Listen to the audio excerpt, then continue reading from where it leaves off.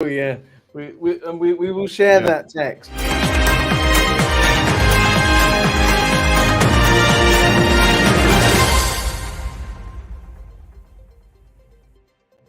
Hello, you gorgeous people, and welcome to Friday. This is the 10 o'clock news from the EV Café, brought to you this week by Churchill Expert, bringing relaxation to insurance. Yes. Today I'm joined by Sam and Paul, and Sarah keeps popping in and out, which is lovely. And here she is, right on cue. Please say that's working. Hi, guys. We've got a wonderful echo. But anyway, while we sort out the echo, grab a cuppa and plug in for the latest in clean transport and sustainability news, because we'll be talking about the House of Lords opening an inquiry into the 2030 target, and you must stay tuned for that. The car parking levy proposed by Bristol City Council has been scrapped. You can count on County Durham for on-street charging. See what I did there? Used EV sales grew in Q2, again, poet but didn't know it, and major CO2 emission savings achieved from yellow plant. Never eat yellow plant. But first, two things. 8 minutes before going live, the doorbell rang and a DPD delivered me a present from my number 2 daughter. This shirt, I thank you. It's made from 8 recycled plastic bottles. Thank you, Catherine Curtis. You are amazing. Isn't that kind? Unexpected, but fabulous. And speaking of amazing, we spoke last week about a world record attempt by Kevin Booker, Fergal McGrath and Sam Clark. And well, they only went and done it with the longest drive by an electric van on a single charge, 311.18 miles. The record-breaking accomplishment was achieved in a Fiat e-Scudo fitted with off-the-shelf, energy-efficient Bridgestone Duravis tyres. The van with its 75 kilowatt-hour battery and a WLTP. Anybody know what WLTP stands for? Way less than planned. Way less than planned, but also the worldwide harmonised light vehicle test procedure of 205 miles, averaged 4.5 miles per kilowatt hour on a route across Cambridgeshire, Lincolnshire and Northamptonshire. The e-Scudo needed no modifications. The route combined urban and rural roads to replicate real-world conditions. It's a phenomenal achievement, and we are honoured to be joined by one of the world record holders, Sam Clark. Sam, you must be thrilled. I am, and have you noticed everyone's left at exactly that point? Yeah. No, it's very, very cool thing to have done. So yeah, to be able to do something in an electric van, which I know Paul is very close to Paul's heart. I've owned hundreds of vans. I've operated hundreds of vans. I've had the largest fleet in the country. I've done lots of stuff with vans over the years. So to be able to do this as well is pretty cool. I've always wanted a Guinness World Record, and now I have one hanging up. So I'm very pleased. And it's great to do it with Fergal and Kevin. They've done loads before. Yeah, we were discussing earlier in the week about what this means, really. And in some respects, it means nothing, because you can't actually travel that far in an electric van on a day-to-day. You know, we've pushed the limits of all the variables to achieve something. But what it does do, very importantly, is it showcases what you can do in order to extend range of any vehicle, whether it be a van or a car. So, yeah, good efficiency, A-rated tyres, good pressures on those tyres, good weather conditions. Having a light foot, as Kev said on one of the videos. Just because you can accelerate faster than an EV doesn't mean you should, because if you're smooth the way you drive, then you can also achieve great deals of range. Thanks, Sarah. Thanks for that contribution. So yeah, overall, I think what I wanted to have that little thing above my head, a real one, by the way, not the fake one that you guys have got, but it's what I wanted to do, and what Kevin Fergal wanted to do was showcase something that was demonstrating real world capabilities with EVs when there's so much negative rhetoric about EVs generally. So yeah, very pleased to do it. I think we probably will do some more now. And what was really interesting as well, one last thing, is that the battery capacity of the vehicle was a third of the size of the one that had the current record, a third of the size. So we managed to do 50 miles more than the current record with a vehicle with a third of the size of the battery. And in addition to that, we were able, on a reasonably flat terrain, able to regenerate about 7 kilowatt hours of additional energy. So even though the usable battery is less than the actual battery, we actually recovered that in energy regeneration. So there's all sorts of really good stats that we got out of the attempt. So we're very, very happy of managing to do it. And as I always say, it's better to do stuff and talk about it than talk about doing stuff. So that's why I told no one about this until we'd already achieved the record, because the last thing I wanted to do was shout about it and fail. But we didn't fail, so very happy. Phenomenal achievement, mate. And now known as Sam Mr. Smooth Clark. There we are. Got to keep it smooth. So let's say hello to a few people. Wayne Dunn, Amy Phillips, good morning. Dan Martin, Ian Bradley, Steve Hamer, welcome back. You were missed last week, but you're here. Well done, dear chap. Paul O'Brien, Michael Anderson, Pam Hanlon. We've got the power with Laura Hustwick Wilkes. She's got the power too. Tony Clayton, Dan Hawkes, Scott Bradley, Ashley Bannister. Hello, Ashley. Martin Sweeney from MHA. And my daughter, Catherine Curtis. Catherine, you are welcome, my dude. Bernd Huerman, Guten Morgen. Laura Freeb. Laura, how fabulous that you've joined us. Jamie Fretwell from Mercedes-Benz Trucks. Leon Rook. Sam Grantham. Now, where does Sam Grantham work, people? He works at GridServe. He works at GridServe. Fabulous. Hello, morning, and love you all. Thank you for taking the time out to join us. Let's get on with the business and start talking about the House of Lords, because they've launched an inquiry into electric vehicles and government plans to stop the sale of new internal combustion engine cars and vans. The aim of the inquiry by the Environment and Climate Change Committee is to understand how the government will achieve its target of decarbonising cars and vans in the UK, with a particular focus on passenger cars, as well as exploring the main barriers to doing so. It will also seek to understand the costs alongside the benefits associated with banning the sale of new petrol and diesel cars and vans in the UK from 2030, and government progress towards both its 2030 and 2035 deadlines. Committee Chair Baroness Kate Parmenter said, "We want to hear from the public, that's you lot, about your experiences of acquiring and using EVs in the UK and the barriers to doing so. We also want to find out from the industry, local authorities and all others with an interest in decarbonising transport what the government needs to do to encourage greater take-up of EVs ahead of the 2030 and 2035 targets." They're looking specifically at the EV market, experience of using an EV, end-of-life disposal of EVs, national and regional infrastructure, charging issues, and an international perspective.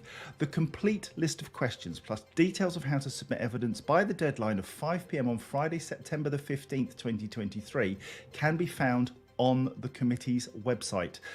Pin back your logos. It's https or whatever. committees.parliament.uk/for/evidence/3226/ but you don't have to worry about that because we'll whack it in the chat a bit later. It'll be on our Google page. What am I talking about? LinkedIn page, because I needed to remember it. It'll be on our LinkedIn page, and you'll be able to put answers to 34 questions that the House of Lords want answers for. Jump on it. Paul, it's got to be a good thing that almost government in the House of Commons are being held to account by the House of Lords, yes? Yeah, and when I first heard about this, I'm like, what? For goodness sake, why do we need evidence? But actually, if it's to put a gun to the head of the government and say, actually, people, this can happen, but these are the barriers, they've been clearly identified, we want to hold you to account, I'm all for that. So, as soon as we get the link, I'll be heading over and filling out my response to that, because, it is focused primarily on cars. We've got to remember that. But I do think that, we could put in a van perspective. Cars, I think, has momentum. It is rolling. And we just need a little bit of that energy to roll over to the van sector to really help accelerate through the challenges that we've got there. But I'm all for it. I think it's a really good thing. Hold the government to account. And that is the job of the House of Lords, isn't it? So, yeah, good news. And of course, having a world record holder give a contribution would also be very much appreciated. And I guess for you, Sam, there are two hats that you wear here. There's that as a world record holder. Did we mention that at all? But also as the Chief Vehicle Officer at GridServe. Yeah, well, as the chief vehicle officer of GridServe, obviously GridServe will be drafting a suitable response to that, which we're working feverishly in the background, and I will do so myself personally as well. Yeah, I mean, as you put in the news, it's a very broad set of questions that they've asked, and that's all good. You know, I think there'll be some good learnings out of it. Some of it, of course, will be obsolete by the time it's all collated, because the movement of the industry is going at such a rate. But you know, it's still good to learn from the wider public in terms of their opinions on all those different facets. So yeah, good news, really. I suppose it's a good thing. You know, it's good to listen, and we need to be able to contribute. I think there'll be an awful lot of negativity in there as well. I suspect, but yeah, really interesting to see what happens. I don't know how long it's going to take until they actually disclose the information that comes out of it, though. Again, obsolescence point is a bit of a concern. If it takes 9 months to report on this, then it's sort of irrelevant because the world will have moved on. Yeah. Yeah. And the only other thing I'm wondering, John, the only thing I'm wondering is there a question that you can ask Paul Kirby that he can't shoehorn electric vans into? Yes, absolutely. What did you have? Can I just ask the question back to you? Why should we not include electric vans? We should absolutely consideration. I'm not suggesting we shouldn't include them. We absolutely should. I'm just joking, Paul, that you managed to find a way of getting electric vans into every single question every time we do the news. But no, of course it should be included. Absolutely should be included. And moving along. I agree. Can I just say that we have an international flavour today? We have ZE Provençaux Association and Stéphane Semeria. Bonjour. Michael Barton from Bristol, coming to a story about Bristol in just a second. Joanne Vickers from Enterprise. Greetings. Jacob Hunt. Matt Wollstonehome from Edinburgh, just down the road from me. Sarah Kennell from sunny Lincolnshire, where the sun always shines on TV. Leon Gomez, also from Scotland. Oh, loving my compatriots. Ochai and the new. Keith Woodcock from Busy Biz. Hello, mate. How are you? And Richard Hill, Simon Acton from Dublin. Holy moly, we have reach, my people. Okay, we spoke about Bristol. Michael Barton, pin back your lugholes. A workplace parking levy has been ruled out by the Mayor of Bristol due to the cost of living crisis. The decision to abandon plans to levy a charge on workplace parking spaces comes after Bristol City Council was forced to publish a feasibility report. It showed that a levy in the city could raise millions of pounds every year to invest in the city's public transport. However, Mayor of Bristol, Marvin Reeve, said now is not the time to create more costs for people amidst the cost of living crisis. The report suggested that the levy would apply to about 9,000 parking spaces at workplaces in Bristol city centre and labelled the scheme exciting. However, in an online blog, Rees wrote, a study was done into the idea of a workplace parking levy, which is lacking any modelling incorporating those major factors for its potential effectiveness. It remains incomplete, and with the current stalling of the funding and ambition to take a mass transit system forward, we have no plans to introduce the charge. Sarah and Sam, as our West Country correspondents, what you thinking down there, la? Sarah, what you thinking, lovely? I know Marvin, and I also know that it's one of those things that he's trying to do the right thing for the people. And they're following in the footsteps of Nottingham, who have done impressive work with this for 10 years, and that's enabled them to have a rapid transit system. I kind of believe this choice was made a long time ago. Bristol's invested a lot in encouraging other employers to discourage driving into the city centre. They've made it very hard to drive into the city centre. But for those who don't understand it, the parking levy works by charging commercial sites or employer sites a certain amount per car parking space. That money then goes directly back into the hands of the local authority to improve the local transport. So it does work. It's proven to work. It raises billions of pounds, but that cost is often passed on to the employer. And Marvin is very pro-person, pro-employer, so he knows that this will hit the people where it hurts. And there's a reason why he keeps getting voted back in. And also, just to point out, this was from a Freedom of Information Act. So the studies were done, and it felt that the decision wasn't made fairly. So I'm really pleased yet again that Bristol is sort of allowing everyone to have a say. But they've had their sights set on different ways to decarbonise their city for a long time. Might have been a good idea to do a bit of modelling before actually making the policy announcement, I would have thought, but far be it from me to criticise. Sam?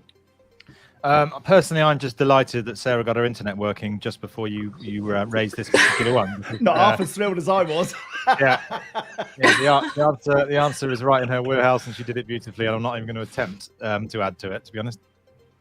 Thank you. And just on the Okay. internet point, I didn't get it working. The laptop's going in the bin. I'm now parked outside my house blocking the road, and that was the postman asking me to move. And I said, no, not right now. Well played. Can I just throw in a question? Yeah, obviously, please. we've seen this working in Nottingham, right? So Nottingham seems, and it's driving some positive change. Do we not think that? And I understand that some businesses and can afford it, other businesses can't. But is there not this collective responsibility that business should be kind of working with, like the councils and all of that kind of stuff, to be able to do that? I mean, Sarah, Yeah. with the same, we've kind of gone backwards on something that was broadly positive. It's been done in France quite extensively. Nottingham are making it work. Why do we think it's gone backwards here? Because it doesn't seem to make sense to me.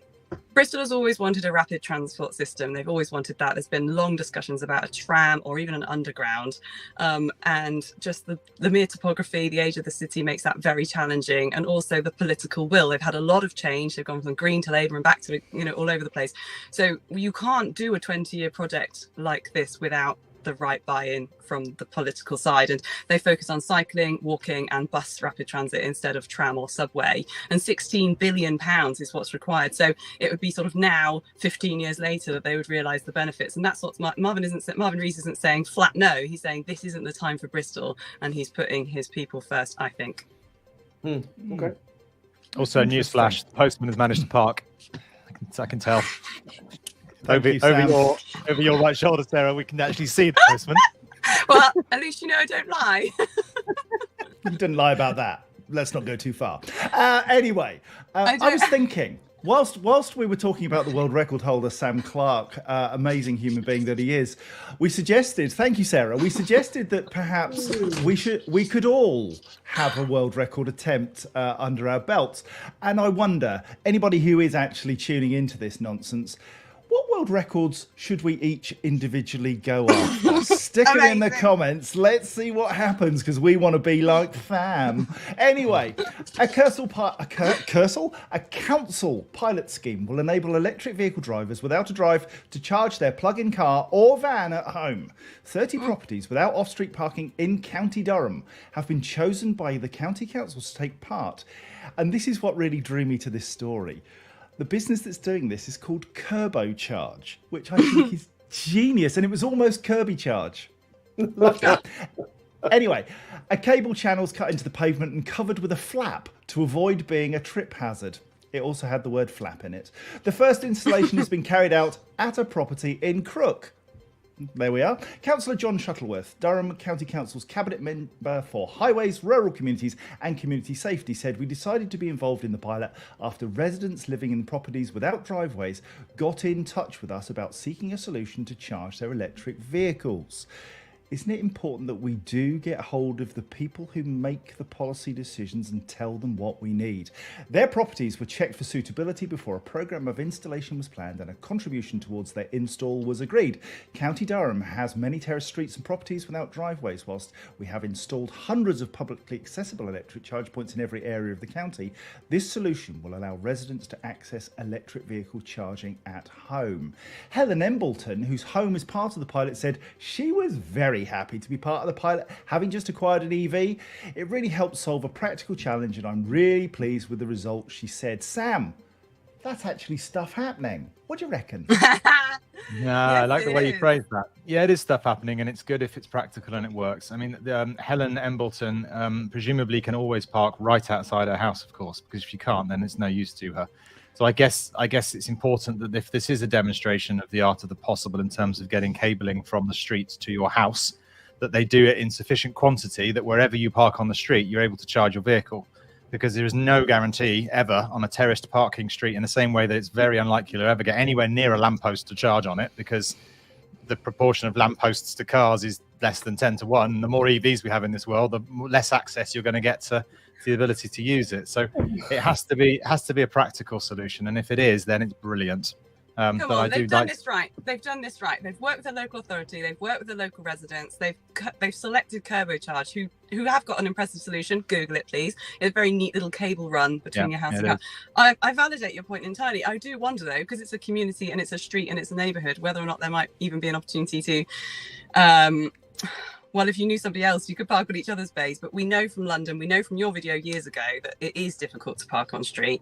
However, it's still better than nothing. I'd take it. I've never had home charge that I can use. So this is still better than nothing. It's just a trial at this stage. I also commend Northumberland. They're a rural authority and they took the leap early. They installed some 50 kilowatt chargers in public spaces and also a whole suite of AC charging. I've just spent the week there and they've got a lot of legacy kit that needs replacing. So something like this that helps people right at the heart and core of where they live and creates a positive case study to build upon, I'm all for it. The liability issues around, is it the highway, is it the curbside, is it the pavement, is it the property, whose cable, whose car, I do still believe actually, Sam, that people do need to have bays or access to bays for charging for this purpose, because as you say, you may have gullies being unused due to poor parking. Yeah, and what it also does is create a solution that doesn't create a trip hazard either. Whereas lamppost charging absolutely does. So yeah, theoretically, if you can park outside your house, then it's great. But on terrace streets, you're almost certain it's not often that you can get right outside your house where you want to be. So that's the only thing that worries me slightly. But the practicality of the test, the demonstrator will showcase this, I'm sure. And Pablo, did you have your little finger in the air for a comment? No, I sometimes despair that our beloved Mr. Clark, with all his world records, tends to err on the side of negativity when it comes to this. And it's, I think these things are things that we need to work through. I take on board all of the points, but let's not shoot the opportunity down in flames before it's given a chance to work. Yeah, nor did I. I said if it works, then great. It's just I'm concerned about the practicality of it. Yeah. Anyway, it doesn't matter, but I think let's give it some legs. The lamppost thing. If there's there's charging on every lamppost, that's good news because it means there's more charging available for us. In an overnight scenario. And I think as neighborhoods begin to understand, the needs and necessities of their neighbors, and we start talking to each other again, then there's half a chance that we can work this out together. Let's move on. I think, sorry, John, I was going to say the other thing we do need, it's important to note is that the EV registrations, as we've said before already, is going up dramatically, and that's fantastic news, and it will continue to do so. So the 1 or 2 cars on the street today is going to be 10 or 20 in a couple of years' time, and in 5 years' time it'll be half the street, and in 10 years' time it'll be the whole street. And then what do we do? So there's no point putting stuff in the ground today which doesn't solve the problem for 5 or 10 years down the road. So that's the other thing we've got to be cognizant of is what does the future of EVs look like? Because it's not the proportion that we have today.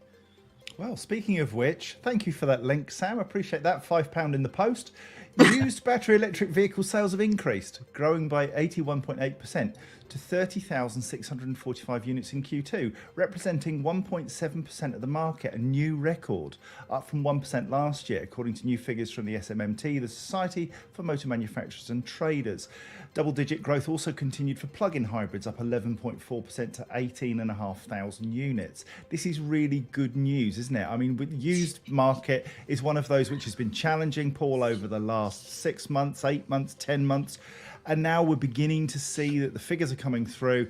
New sales are driving used opportunities and people are firing in to get great used EVs.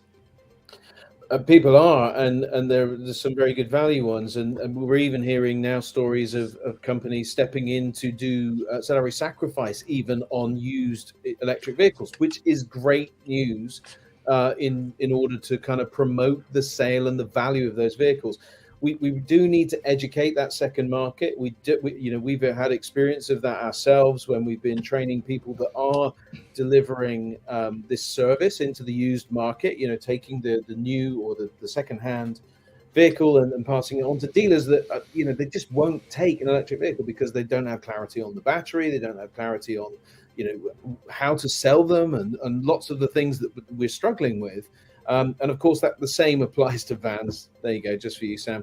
And the balance is tricky. Is really difficult to really know exactly where residual values are sitting. But it's great news that more are being sold. It's great news that more people are getting experience of it. It's also great news, the salary sacrifice opportunity on used vehicles. So it's all pushing in the right direction. More to do, And though. Sarah, you're in the pink. What do you want to say? A really happy shout out to Liz Allen, who spent a year debating within her circles, full circle, how to go about her choice. And she has gone secondhand. So congrats to her. As has my friend, who I think said would never go electric. And he just bought a secondhand Kona and is gloating constantly about the efficiency gains and money saving that he's experiencing. And I have a subscription car from Elmo, and it wasn't new. It's a 22 plate, utterly brilliant, and gives me the experience and being able to do long journeys without having to fork out shed loads of cash to buy a used or indeed a brand new one. Love, love, love, Indeed. love, love, love, love. Same. I'm the same. You, Paul. In Voltric, wonderful Julian Mensa, that they've kind of built that proposition, and I'm currently driving a vehicle that I wasn't driving new either. So, you know, all of this economy is beginning to burst into life, and hopefully will really bear fruit over the time. And it'll also evolve as well, of course, because one thing I just wanted to highlight is, a 5-year-old EV now is going to be very different to one of a few years later down the line, such as the technology growth. So there's a period of time now where we're going to see the used market evolve and change consistently, even though the secondhand market's starting to manifest itself. The versions of vehicles that are coming to market now will be different to those in 2 or 3 years from now. So it'll be, I suspect, a changing landscape in terms of what is defined as a used EV. I guess similar to mobile phones, I suppose. If you want an iPhone 12, it's still, knocking on $1,000 probably. If you want an iPhone 8, then it's a few £100, because they've changed so much over a short period of time. So I guess we'll probably see a similar pattern in the EV used market as well. And some great news there from Jamie Fretwell, who spent last week with his petrolhead father, and by the end of the week, he was looking at swapping his Aston Martin DB9 for a Porsche Taycan 4S. Quite happy to take the DB9 up here, mate. Anyway. Can I just comment on this comment from Mark Samuel? I really agree with his point about the OEMs needing to take responsibility for the second-hand market. I think they haven't thus far. I think there's a lot of contract hire deals out there on manufacturer money that is going to be coming back soon. But I think it's essential that they get into the market and really help educate and support the market. So it's a good point. In that case, can they please get onto the first-hand market as well then, please? Because they're not particularly good at that either. So, thank you, Sam. Arguably, they're better than the second-hand market. So I think yeah. But they're not brilliant at the first one either. Certainly on the dealer level. Now then, here we are at 10:27. When we started this, we said we're going to do a 10-minute roundup of the news. Yes. Punchy. Here we are at 28 minutes. Can I just ask a favour of all those people who have stayed with us for the 28 minutes?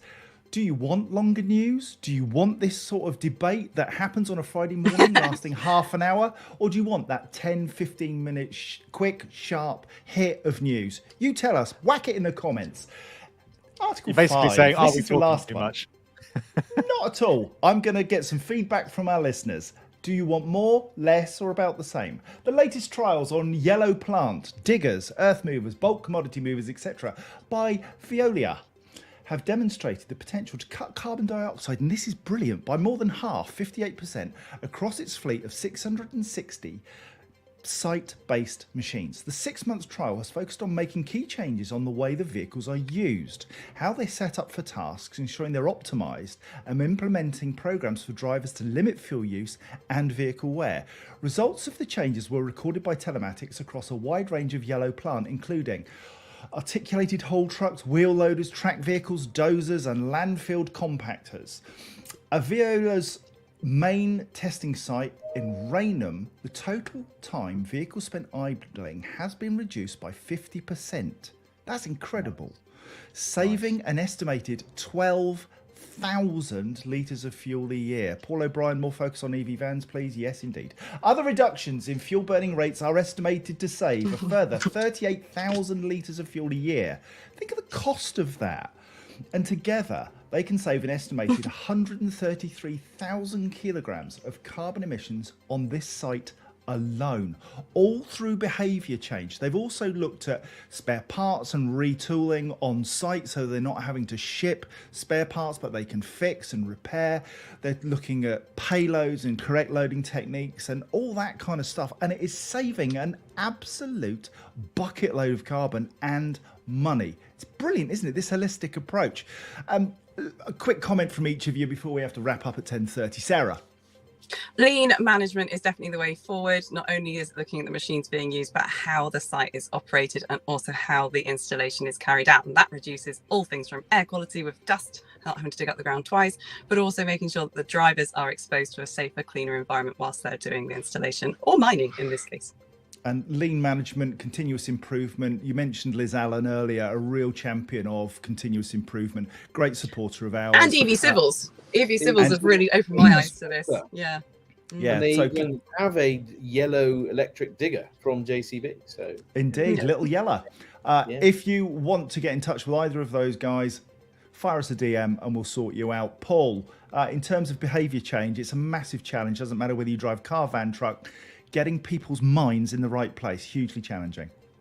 Absolutely, and for me, the education, the awareness piece, to get away from the rhetoric from the Daily Mail and all of that kind of, carry on. We want positive information into the marketplace where people, a can-do mindset and also all the benefits that Sarah mentioned about well-being around drivers.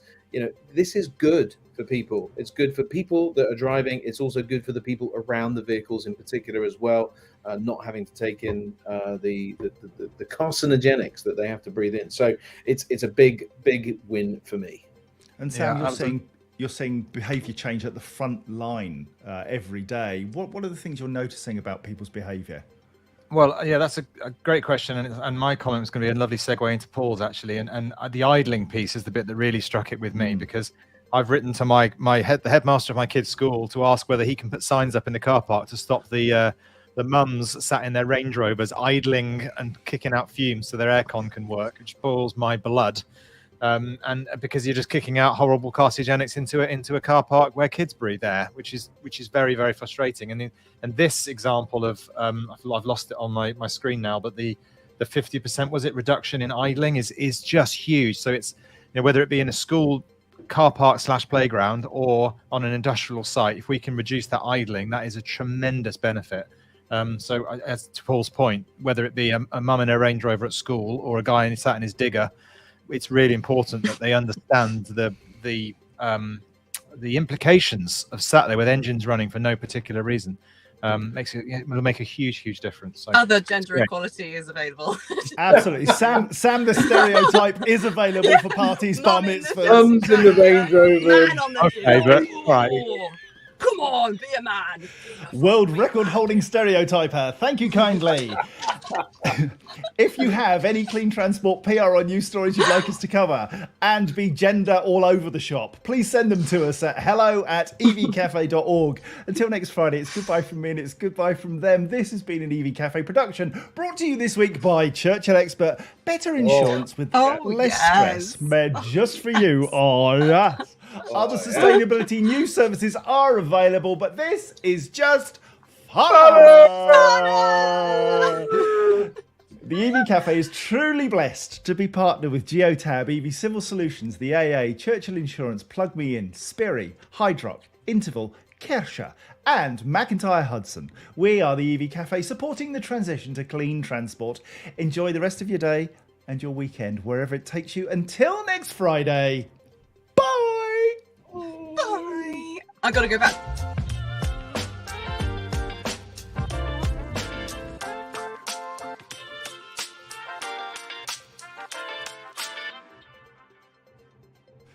The certificate. I like it. Just I gotta get saying. back.